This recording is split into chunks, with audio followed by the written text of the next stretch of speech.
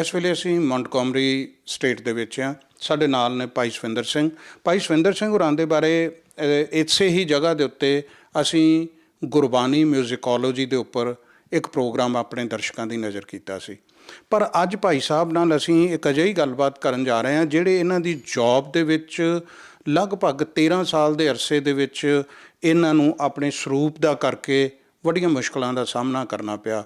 ਉਹ ਨਸਲੀ ਵਿਤਕਰੇ ਦੀਆਂ ਟਿੱਪਣੀਆਂ ਵੀ ਸੀ, ਹੇਟ ਕ੍ਰਾਈਮ ਵੀ ਸੀ ਔਰ ਜਾਨ ਨੂੰ ਵੀ ਜੋਖਮ ਸੀ। ਕਿਸ ਤਰ੍ਹਾਂ ਨਾਲ ਇਹਨਾਂ ਨੇ ਹੈਂਡਲ ਕੀਤਾ। ਪਰ ਹੁਣ ਇੱਥੋਂ ਦੀਆਂ ਜਿਵੇਂ ਸਿੱਖ ਕੋਲੀਸ਼ਨ ਅਤੇ ਜਿਹੜੀਆਂ ਹੋਰ ਔਰਗਨਾਈਜੇਸ਼ਨ ਨੇ ਇਹਨਾਂ ਦੀ ਹੈਲਪ ਕੀਤੀ ਹੈ ਅਤੇ ਇਹਨਾਂ ਨੇ ਉਸ ਸਾਰੇ ਹੀ ਕੰਮ ਦੇ ਉੱਤੇ ਫਤਿਹ ਹਾਸਲ ਕੀਤੀ ਆ। ਉਹ ਸਫ਼ਰ ਕਿਸ ਤਰ੍ਹਾਂ ਦਾ ਰਿਹਾ।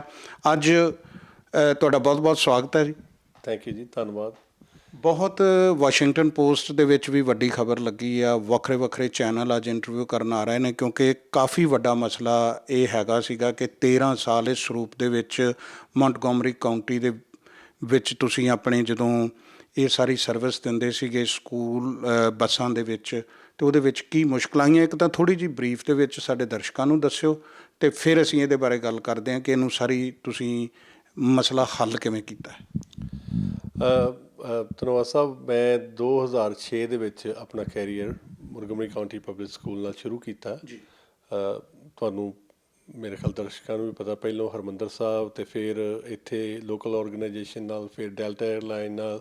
ਸੋ ਇਹ ਮੇਰੀ ਚੌਥੀ ਜੌਬ ਸੀ ਮੌਂਟਗੋਮਰੀ ਕਾਊਂਟੀ ਐਂਡ ਮੈਨੂੰ ਲੱਗਦਾ ਸੀ ਵੀ ਇੱਥੇ ਮੈਂ ਫਿਊਚਰ ਆਪਣਾ ਸਪੈਂਡ ਕਰਨਾ। ਸੋ 2006 ਦੇ ਵਿੱਚ ਮੈਂ ਜਦੋਂ ਸ਼ੁਰੂ ਕੀਤਾ ਉਦੋਂ ਜਿਹੜਾ ਵੱਡਾ ਚੈਲੰਜ ਸੀ ਉਹ ਜਿਹੜਾ ਸਕੂਲ ਦੇ ਵਿੱਚ ਸਟੂਡੈਂਟਸ ਨਾਲ, ਸਮਟਾਈਮ ਸਟਾਫ ਦੇ ਨਾਲ ਜਿਹੜਾ ਹੇਟ ਐਂਡ ਡਿਸਕ੍ਰਿਮੀਨੇਸ਼ਨ ਜਿਹੜਾ ਸੀ, ਵਿਤਕਰਾ ਸੀ, ਨਸਲੀ ਵਿਤਕਰਾ, ਉਹਦਾ ਮੈਂ ਸਾਹਮਣਾ ਕੀਤਾ। ਕਿਸ ਤਰ੍ਹਾਂ ਦੀਆਂ ਟਿੱਪਣੀਆਂ ਸੀ ਉਹ ਜਿਹੜੀਆਂ ਤੁਹਾਨੂੰ ਸੁਣਨੀਆਂ ਪੈਂਦੀਆਂ ਸੀ? ਜਿਹੜੀਆਂ ਟਿੱਪਣੀਆਂ ਸੀ, ਜਿਹੜੀਆਂ ਕਾਮਨ ਜਾਂ ਅਕਸਰ ਜਿਹੜਾ ਹੁੰਦਾ ਸੀ ਉਹ ਜਿਵੇਂ ਯੂ ਲੁੱਕ ਲਾਈਕ ਉਸਾਮਾ ਬਿਨ ਲਾਦਨ, ਤੂੰ ਉਸਾਮਾ ਬਿਨ ਲਾਦਨ ਲੱਗਦਾ, ਤੂੰ ਟੈਰਰਿਸਟ ਲੱਗਦਾ ਹੈ।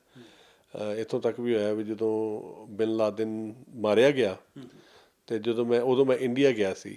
ਸੋ same time I came back from India when bin Laden was killed. ਸੋ ਮੇਰੇ ਨਾਲ ਉਹਨਾਂ ਨੇ ਅਫਸੋਸ ਕੀਤਾ ਵੀ ਉਹ sorry for your loss that Osama ਬਿਨ ਲਾਦਨ ਇਜ਼ ਕਿਲਡ। ਸੋ ਉਹ ਬੜਾ ਹਰਟਿੰਗ ਸੀ। ਮੇਰੇ ਲਈ ਬਹੁਤ ਦਿਲ ਨੂੰ ਦਿਖਾਉਣ ਵਾਲੀਆਂ ਘਟਨਾਵਾਂ ਸੀ। ਕਈ ਦਿਨ ਮੈਂ ਸੌਂਦਾ ਨਹੀਂ ਰਿਹਾ। ਪਰਿਵਾਰ 'ਤੇ ਵੀ ਅਸਰ ਇਹਨਾਂ ਚੀਜ਼ਾਂ ਦਾ ਹੁੰਦਾ ਸੀ। ਪਰ ਮੈਨੂੰ ਨਾਲੇ ਨਾਲ ਮੈਨੂੰ ਇਹ ਵੀ ਸੀ ਵੀ ਮੈਂ ਪ੍ਰਚਾਰਕ ਵੀ ਹਾਂ, ਮੈਂ ਗੁਰੂ ਰਾਮਦਾਸ ਪਾਤਸ਼ਾਹ ਜੀ ਦਾ ਕੀਰਤਨੀਆ ਵਾਂ ਅਤੇ ਮੈਂ I will not give up, I will face this and I will combat this and I will do my best to create a positive awareness about myself and fellow Sikh future comers. ਕਿਸ ਤਰ੍ਹਾਂ ਤੁਸੀਂ ਇਹਨੂੰ ਫਿਰ handle ਕੀਤਾ? ਮੁੱਢਲੀ stage ਦੇ ਉੱਤੇ ਤੁਸੀਂ ਉਹਨਾਂ ਲੋਕਾਂ ਨਾਲ, ਆਪਣੇ ਜਿਹੜੇ ਅਧਿਕਾਰੀ ਸੀ ਉਹਨਾਂ ਨਾਲ ਗੱਲਬਾਤ ਕਰਦੇ ਰਹੇ? ਮੈਂ ਦੇਖੋ ਜੀ, ਜਿਹੜਾ ਪੋਜ਼ੀਟਿਵ ਨੋਟ, ਮੈਂ ਕਲਚਰਲ ਅਵੇਅਰਨੈਸ ਦੇ ਵਿੱਚ ਪਾਰਟ ਕੀਤਾ। ਮਿਊਜ਼ਿਕ ਪਲੇ ਕਰਦਾ ਰਿਹਾ, ਸਕੂਲਾਂ 'ਚ ਜਾ ਕੇ ਤਬਲਾ ਵਜਾਉਣਾ, ਉਹਨਾਂ ਦੀਆਂ ਜਿਹੜੇ ਇਵੈਂਟਸ ਦੇ ਨਾਲ ਹੈਲਪ ਕਰਨੀ, ਮਿਊਜ਼ਿਕ ਟੀਚਰਸ ਦੇ ਨਾਲ, ਸਮਟਾਈਮ ਸਟੂਡੈਂਟਸ ਨਾਲ ਵੀ ਮੈਂ ਗੱਲਬਾਤ ਕਰਨੀ। ਮੇਰੀ ਕੋਸ਼ਿਸ਼ ਸੀ ਵੀ ਕਿਸੇ ਸਟੂਡੈਂਟ ਨੂੰ ਮੈਂ ਸਜ਼ਾ ਨਾ ਦਵਾਵਾਂ ਜਾਂ ਮੈਂ, ਪਰ as well as there is a procedure of documentation, ਉਹਨੂੰ ਡਾਕੂਮੈਂਟ ਕਰਦਾ ਰਿਹਾ। I was turning that paper work through the procedure, following the procedure. So inform ਮੈਂ ਨਾਲੋਂ ਨਾਲ ਕਰਦਾ ਰਿਹਾ ਜਦੋਂ ਬਹੁਤ ਜ਼ਿਆਦਾ ਕੋਈ ਇਵੈਂਟ ਇੱਦਾਂ ਦਾ ਹੁੰਦਾ ਸੀ ਵੀ ਜਿਹੜਾ ਮੈਂ ਨਹੀਂ ਚੱਲ ਸਕਦਾ ਸੀ। ਅਤੇ ਤੁਹਾਨੂੰ ਲੱਗਾ ਕਿਸੇ ਸਟੇਜ 'ਤੇ ਕਿ ਜਿਹੜੇ ਸਟੂਡੈਂਟਸ ਇਸ ਤਰ੍ਹਾਂ ਦੀਆਂ ਡੈਫੀਨੇਟਲੀ ਕੰਪਲੇਂਟਸ ਕਰਦੇ ਹੋਣਗੇ ਅਤੇ ਉਹਨਾਂ ਦਾ ਕਰਕੇ ਤੁਹਾਨੂੰ ਸਸਪੈਂਡ, ਟਰਮੀਨੇਟ ਜਾਂ ਕੁਛ ਇਸ ਤਰ੍ਹਾਂ ਦੀ ਵੀ ਸਟੇਜ ਆਈ ਕਦੀ? ਵੈਲ, ਇੱਕ ਸਟੇਜ ਇੱਦਾਂ ਦੀ ਸੀ ਜਿਹੜੀ ਕਿ ਖਾਸ ਕਰਕੇ ਜਦੋਂ ਮੈਂ ਬੱਸ ਚਲਾ ਰਿਹਾ ਸੀ ਅਤੇ ਮੈਂ ਇੱਕ ਮੋੜ ਲੈਣਾ, ਟਰਨ ਕਰਨਾ ਭੁੱਲ ਗਿਆ ਅਤੇ ਉਦੋਂ ਸਾਰੇ ਸਟੂਡੈਂਟਸ ਜਿਹੜੇ 50-55 ਸੀ ਉਹਨਾਂ ਨੇ ਕਹਿਣਾ ਸ਼ੁਰੂ ਕਰਤਾ ਵੀ this bus gonna blow up, this driver gonna kidnap us. ਉਹ ਥੋੜ੍ਹਾ that was kind of scary for me because since I was a driver with a different look and the other citizens while I'm driving, they can assume anything because kids yelling through the window saying the bus driver going to take the bus somewhere, this bus. So that was kind of scary situation. ਮੇਰੇ ਲਈ ਉਹ ਥੋੜ੍ਹੀ ਅਜੀਬ experience ਸੀ ਪਰ ਹੁਣ ਇੱਕ ਇੰਨਾ ਵੱਡਾ ਟਰਨਿੰਗ ਪੁਆਇੰਟ ਆਇਆ ਹੈ ਜਿਹਦੇ ਵਿੱਚ ਤੁਸੀਂ ਇੰਨੀ ਵੱਡੀ ਜਿੱਤ ਹਾਸਲ ਕੀਤੀ ਆ ਕਿ ਮੌਂਟਗੋਮਰੀ ਕਾਉਂਟੀ ਨੂੰ ਆਪਣੇ ਲਾਅ ਦੇ ਵਿੱਚ ਤਬਦੀਲੀਆਂ ਕਰਨੀਆਂ ਪੈਣ ਰਹੀਆਂ ਨੇ, ਟ੍ਰੇਨਿੰਗ ਮੈਨੂਅਲ ਚੇਂਜ ਕਰਨਾ ਪੈਂਦਾ ਪਿਆ ਹੈ। ਇਹਦੇ ਵਿੱਚ ਤੁਹਾਡੀ ਕਿਸ ਤਰ੍ਹਾਂ ਨਾਲ ਇਸ ਲੈਵਲ ਤੱਕ ਪਹੁੰਚੇ ਹੋ ਕਿ ਇੰਨੀ ਵੱਡੀ ਜਿਹੜੀ ਹੁਣ ਸੈਟਲਮੈਂਟ ਕਾਉਂਟੀ ਨਾਲ ਹੋ ਰਹੀ ਆ, ਔਰ ਕਾਉਂਟੀ ਅਸੀਂ ਆਪਣੇ ਦਰਸ਼ਕਾਂ ਨੂੰ ਦੱਸ ਦਈਏ ਕਿ ਇੱਕ ਜ਼ਿਲ੍ਹੇ ਤੋਂ ਵੀ ਵੱਡਾ ਇੱਥੋਂ ਦਾ ਇੱਕ ਯੂਨਿਟ ਆ, ਔਰ ਮੌਂਟਗੋਮਰੀ ਕਾਉਂਟੀ ਵਾਸ਼ਿੰਗਟਨ ਡੀਸੀ ਏਰੀਏ ਦੇ ਵਿੱਚ ਹੀ ਨਹੀਂ, ਅਮਰੀਕਾ ਦੇ ਵਿੱਚ ਰਿਚ ਕਾਉਂਟੀਜ਼ ਦੇ ਵਿੱਚੋਂ ਇੱਕ ਆ। ਸਕੂਲ ਸਿਸਟਮ ਵੀ ਇੱਥੋਂ ਦਾ ਅਮਰੀਕਾ ਦੇ ਟੌਪ ਦੇ ਸਕੂਲ ਸਿਸਟਮਸ ਦੇ ਵਿੱਚ ਆ। ਇਹਨਾਂ ਨਾਲ ਤੁਸੀਂ ਕਿਵੇਂ ਲੜਾਈ ਲੜੀ ਅਤੇ ਕਿਵੇਂ ਜਿੱਤੀ, ਇਹਦੇ ਬਾਰੇ ਵੀ ਸਾਡੇ ਦਰਸ਼ਕਾਂ ਨੂੰ ਥੋੜ੍ਹਾ ਜਿਹਾ ਦੱਸੋ। ਵੈਲ, ਮੈਂ ਸ਼ੁਰੂ ਤੋਂ ਮਨ ਬਣਾਇਆ ਸੀ ਵੀ ਮੈਂ ਭੱਜਣਾ ਨਹੀਂ ਛੱਡ ਕੇ ਮੈਦਾਨ, ਕਿਉਂਕਿ ਇਹ ਮੇਰਾ ਫਰਜ਼ ਬਣਦਾ ਹੈ, ਮੇਰੀ ਮੋਰਲ ਜਾਬ ਹੈ ਵੀ I want to introduce myself in a proper note. So ਮੈਨੂੰ ਖੁਸ਼ੀ ਹੈ ਵੀ ਸਿੱਖ ਕੋਲੀਸ਼ਨ ਮੇਰੇ ਨਾਲ ਜੁੜੀ ਮੇਰੀ ਹੈਲਪ ਵਾਸਤੇ ਬੈਕ ਇਨ 2016, ਅਤੇ ਉਸ ਤੋਂ ਬਾਅਦ ਪਬਲਿਕ ਜਸਟਿਸ ਨੇ ਨਾਲ ਕੋਆਰਡੀਨੇਟ ਕੀਤਾ ਸਿੱਖ ਕੋਲੀਸ਼ਨ ਦੇ। ਇਹਨਾਂ ਦੋਵਾਂ ਜਿਹੜੀਆਂ ਧਿਰਾਂ ਨੇ, ਦੋਵਾਂ ਔਰਗਨਾਈਜੇਸ਼ਨਸ ਨੇ ਰਲ ਕੇ ਐਜ਼ ਅ ਟੀਮ ਅਸੀਂ ਬੜੇ ਪੋਜ਼ੀਟਿਵਲੀ ਸਕੂਲ ਬੋਰਡ ਦੇ ਨਾਲ very positively we work with school board, and now I'm seeing an amicable solution.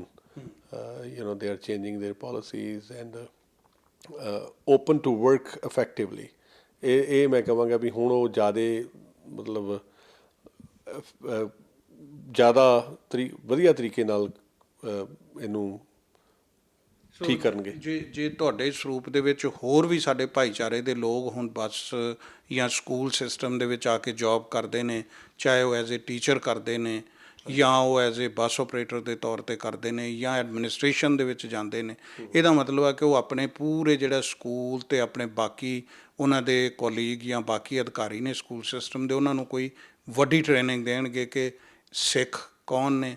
ਜਿਸ ਤਰ੍ਹਾਂ ਦੇ ਤੁਹਾਨੂੰ ਉਹ ਸਾਰੀਆਂ ਟਿੱਪਣੀਆਂ ਸੁਣਨੀਆਂ ਪੈਂਦੀਆਂ ਸੀ, ਉਹਨਾਂ ਦੇ ਵਿੱਚੋਂ ਉਹ ਦੱਸਣਗੇ ਕਿ ਇਹ ਕੌਣ ਨੇ ਅਤੇ ਕਿਸ ਤਰ੍ਹਾਂ ਦੀਆਂ ਟਿੱਪਣੀਆਂ, ਜੇ ਮੈਂ ਗਲਤ ਨਹੀਂ ਸਮਝ ਰਿਹਾ ਤਾਂ। ਮੈਂ ਸਮਝਦਾ ਵੀ ਇਹ 13 ਸਾਲ ਮੇਰੇ ਲਈ ਇੱਕ ਇਨਵੈਸਟਮੈਂਟ ਹੈ ਆਉਣ ਵਾਲਿਆਂ ਵਾਸਤੇ ਜਿਹੜੇ ਅੱਗੋਂ ਆਉਣੇ, not just a Sikh, I would say all the minorities, or so every person, every human being should feel sense of belonging, that this is my organization.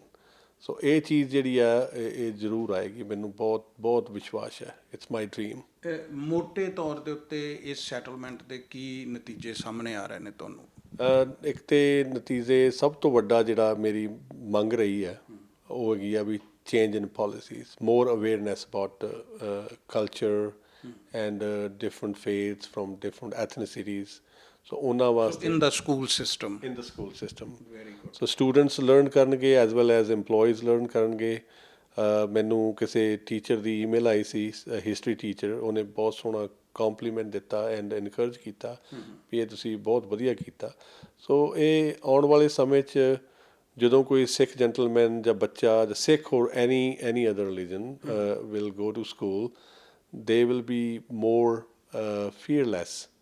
They will be not running like if the kids bully at school, ਉਹਨਾਂ ਨੂੰ ਇਹ ਨਹੀਂ ਹੋਏਗਾ ਵੀ ਉਹ ਮੈਨੂੰ ਜਾ ਕੇ school ਨਹੀਂ ਮੈਂ ਜਾਣਾ, ਮੈਂ ਘਰੇ ਹੀ ਰਹਿਣਾ। ਸੋ ਇਹ ਥੋੜ੍ਹਾ ਜਿਹਾ ਮੈਂ ਸਮਝਦਾ ਵੀ ਇੱਕ ਟਰਨਿੰਗ ਪੁਆਇੰਟ ਹੈ ਸਕੂਲ ਸਿਸਟਮ ਲਈ ਵੀ। ਹੁਣ ਕਾਫੀ ਬਦਲਾਅ ਆਏਗਾ। ਇੱਕ ਤਾਂ ਇਹ ਬਦਲਾਅ ਆ ਜਿਹੜਾ ਤੁਸੀਂ ਸਕੂਲ ਸਿਸਟਮ ਦੇ ਵਿੱਚ ਕੀਤਾ ਹੈ। ਹਾਂਜੀ। ਇੱਕ ਬਦਲਾਅ ਇਹ ਮੈਂ ਦੇਖ ਰਿਹਾ ਹਾਂ ਕਿ ਤੁਹਾਡੇ ਸਵੇਰ ਤੋਂ ਲੈ ਕੇ ਅੱਜ ਤੁਹਾਡਾ ਫੈਸਲਾ ਹੋਇਆ ਅਤੇ ਚੈਨਲ ਜਿਹੜੇ ਵੱਡੇ ਵੱਡੇ ਨੇ, ਵਾਸ਼ਿੰਗਟਨ ਪੋਸਟ ਦੀ ਵੱਡੀ ਖਬਰ ਹੈ, NBC ਅਤੇ ਵੱਡੇ ਚੈਨਲ ਤੁਹਾਡੇ ਬੂਹੇ ਦੇ ਬਾਹਰ ਵੈਨਸ ਲੈ ਕੇ ਖਲੋਤੇ ਨੇ। ਸੋ ਜਿਹੜੀ ਗੱਲਬਾਤ ਤੁਹਾਡੇ ਨਾਲ ਹੋ ਰਹੀ ਹੈ, ਇਹਦਾ ਮਤਲਬ ਹੈ ਕਿ ਇੱਕ ਤਾਂ ਸਕੂਲ ਸਿਸਟਮ ਦੇ ਵਿੱਚ ਤਾਂ ਪੜ੍ਹਾਇਆ ਹੀ ਜਾਣਾ ਹੈ, ਪਰ ਕਿਸ ਨਾਲ ਵਿਤਕਰਾ ਹੋਇਆ, ਕਿਉਂ ਹੋਇਆ, ਉਹਨੇ ਹੈਂਡਲ ਕਿਵੇਂ ਕੀਤਾ, ਇਹ ਵੀ ਮੇਰੇ ਖਿਆਲ ਦੇ ਵਿੱਚ ਪੂਰਾ ਜਿਹੜਾ ਅਮਰੀਕਾ ਭਰ ਦੇ ਵਿੱਚ ਮੀਡੀਆ ਨੇ ਇਹ ਸਾਰੀ ਗੱਲ ਫੈਲਾ ਦਿੱਤੀ ਹੈ। I would say like we have to remember that we are in a great nation. So media or public justice or any organization, because of its good nation based on a great constitution. ਇਹ obviously ਇਹ ਚੀਜ਼ਾਂ ਆਉਣੀਆਂ and ਇਹ ਬਹੁਤ ਖੁਸ਼ੀ ਵਾਲੀ ਗੱਲ ਆ ਵੀ ਚੈਨਲ ਵੀ ਇਹਨੂੰ ਕਵਰ ਕਰ ਰਹੇ ਨੇ, ਵਾਸ਼ਿੰਗਟਨ ਪੋਸਟ ਨੇ ਵੀ ਇਹਨੂੰ ਬੜੇ ਸੋਹਣੇ ਤਰੀਕੇ ਨਾਲ ਇਹਨੂੰ ਡਿਸਕ੍ਰਾਈਬ ਕੀਤਾ ਆਪਣੇ ਨਿਊਜ਼ਪੇਪਰ ਵਿੱਚ।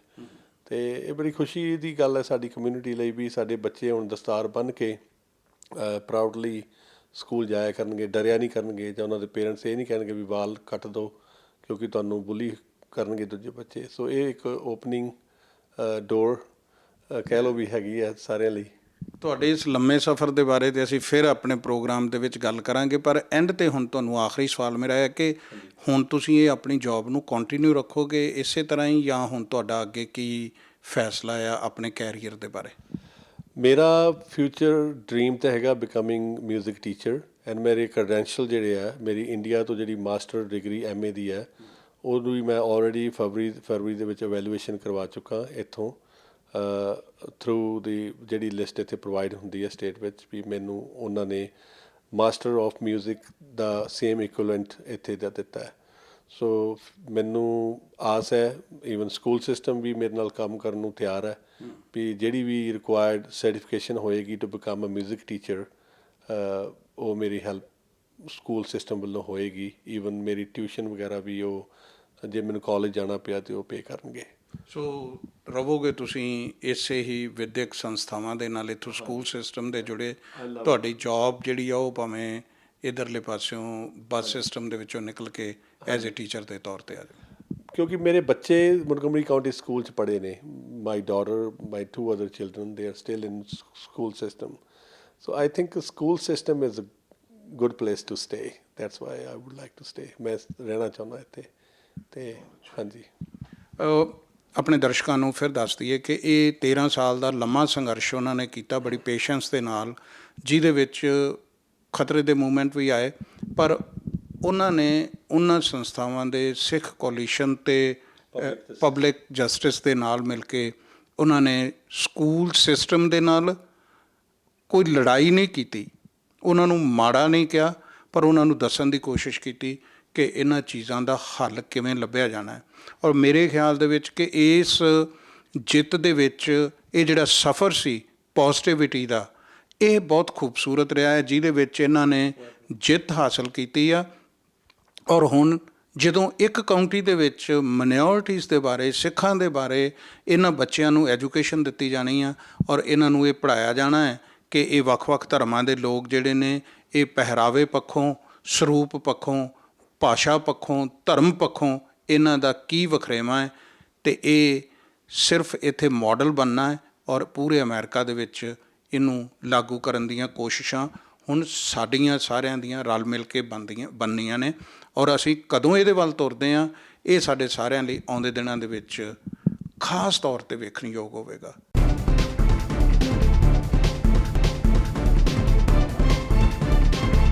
ਮੈਰੀਲੈਂਡ ਦੇ ਵਿੱਚ ਭਾਈ ਸਵਿੰਦਰ ਸਿੰਘ ਹੋਰਾਂ ਦੇ ਨਾਲ ਹੋਇਆ ਡਿਸਕ੍ਰਿਮੀਨੇਸ਼ਨ ਦੇ ਕੇਸ ਦੇ ਬਾਰੇ ਅਸੀਂ ਕਈ ਗੱਲਾਂ ਉਹਨਾਂ ਦੇ ਨਾਲ ਕੀਤੀਆਂ ਨੇ, ਪਰ ਉਹਨਾਂ ਦੇ ਕੇਸ ਨੂੰ ਹੈਂਡਲ ਕਰਨ ਵਾਲੀਆਂ 2 ਮੁੱਖ ਸੰਸਥਾਵਾਂ ਸਨ, ਸਿੱਖ ਕੋਲੀਸ਼ਨ ਅਤੇ ਪਬਲਿਕ ਜਸਟਿਸ।